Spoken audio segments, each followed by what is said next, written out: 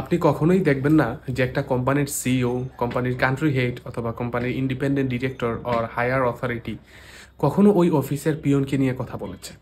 With due respect, পিয়নকে নিয়ে কথা বলবে আমাদের ড্রাইভার ভাই, অথবা পিয়নকে নিয়ে কথা বলবে ক্লিনার। তারা এ ব্যাপার তাদের সাথে সহকর্মীকে নিয়ে কথা বলবে। একজন কোম্পানির সিইও মালিক তাদের নিয়ে কথা বলবে না। আপনি দেখবেন এই পরিস্থিতিটা, পরিবেশটা সব জায়গায় আছে। এমন মানুষ আছে যারা দেখবেন যে অফিসে অথবা যে কোনো জায়গায় অথবা আপনার আত্মীয়ের মধ্যে অনেকে দেখবেন যে কাদা ছোড়াছড়ি, একজন আরেকজনের সমালোচনা করতেছে, একজন আরেকজনের বদনাম বলতেছে। সমালোচনা, ক্রিটিসিজম ইজ ফাইন, আমরা কেউই ভুলের ঊর্ধ্বে নয়, কিন্তু এমন কিছু মানুষ আছে যারা সবসময় এগুলো নিয়েই পড়ে থাকে।